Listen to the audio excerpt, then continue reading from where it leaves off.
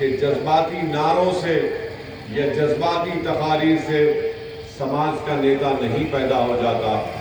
समाज का नेता आपके वोट से पैदा होता है और समाज का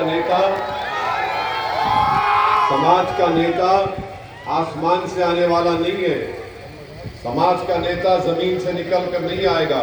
समाज का नेता अगर बनेगा तो आपके दरमियान से बनेगा और इंशाअल्लाह वो बनेगा नेता। ये नेता बनाने की काम बाबू सिंह कुशवाहा और ओवैसी कर रहे हैं, ताकि जब आपकी लड़ाई लड़ने वाला उत्तर प्रदेश की विधानसभा में जाएगा तो वो गरीब और मजलूम अवाम और जनता के इंसाफ के लिए आवाज उठाएगा।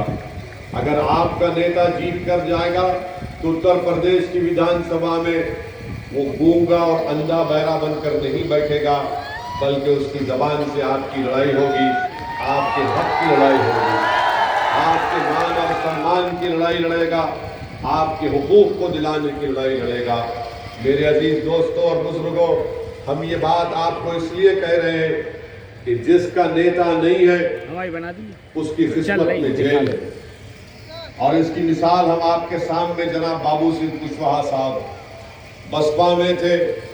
क्या आपको मालूम कि बाबू सिंह कुशवाहा साहब को 4-4.5 साल जेल में रखा गया। वो जिस पार्टी में थे उसके पूरे नेता बाहर थे और बाबू सिंह कुशवाहा साहब पर एक झूठा इल्जाम लगाकर उनको जेल में डाल दिया गया। दूसरी मिसाल आपको देते हैं, आजम खान जेल में, अखिलेश यादव मुख्यमंत्री थे, आजम खान उनके मंत्री थे, मंत्री जेल में है और जो मुख्यमंत्री था वो आजाद फिर रहा है और जनता से कह रहा है कि तुम्हारी जवानी मुझ पर कुर्बान करो। और फिर महाराष्ट्र में सुनिए,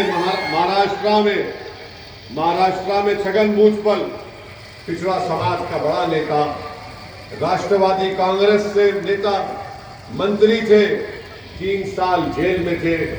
उनके राष्ट्रवादी कांग्रेस के डिप्टी चीफ मिनिस्टर थे, उन पर बहुत से इल्जाम लगे इरिगेशन के, वो बाहर थे, छगन भुजबल जेल में था।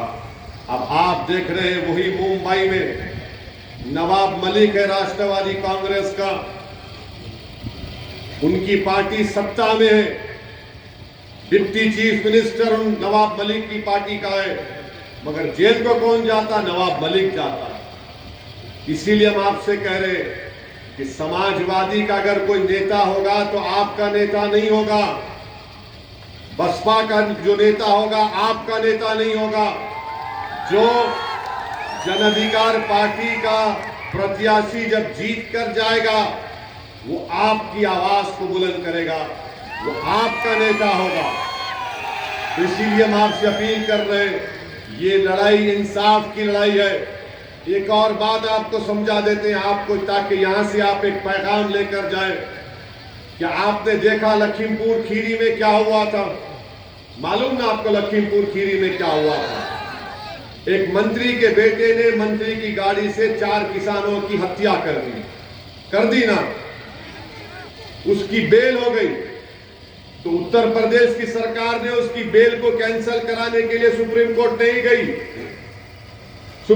नहीं गई और बाबा बार बार बोलते कि मेरा बुलडोजर तैयार है।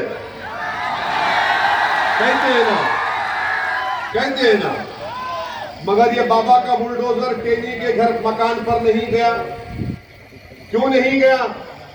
क्योंकि टेनी का समाज उसके साथ है और वो देख लिए कि अगर बाबा बुलडोजर चलाएंगे तो वो बाबा पर बुलडोजर अपना चला देंगे। आपके पास मैं आपसे क्या कह रहा हूं कि आपको बुलडोजर की जरूरत नहीं है। आप एक अपने नेता को पैदा कर दो, वो 1000 बुलडोजरों पर भारी पड़ जाएगा। हम क्या करते हैं, जो जितने कमजोर, अति पिछड़ा, दबे हुए, कुचले हुए, हमको झूठ बोलकर, डराकर, फुसलाकर हमारा वोट तो हासिल कर लेते हैं। हमारे जज्बात पर, हमारी कुर्बानियों पर, हमारी लाशों पर सत्ता का महल तामीर करते हैं और उसके बाद उसी गरीब आवाम को भूल जाते, जिनके आंसुओं के ऊपर, जिनकी मेहनत, मजदूरी और कुर्बानी के ऊपर इनको सत्ता मिलती है। इसीलिए अब हम कुर्बानी नहीं देंगे इन जालिमों के लिए। अगर हमको जिद्दोजहद करना है, अब हम पसीना नहीं बहाएंगे इन लोगों के लिए जिन्होंने हमको हमारा हक नहीं दिया। आज आपके दरमियान में बाबू सिंह कुशवाहा साहब है, ओवैसी है और दीगर 4 ऐसी पार्टियां हैं जो पिछड़े समाज से उनका ताल्लुक है, कमजोर समाज से उसका ताल्लुक है। हम आपसे अपील करने आए हैं कि 3 मार्च के दिन जब आप अपना वोट डालेंगे, मतदान करेंगे, तो इस बात को ज़हन नशीन कर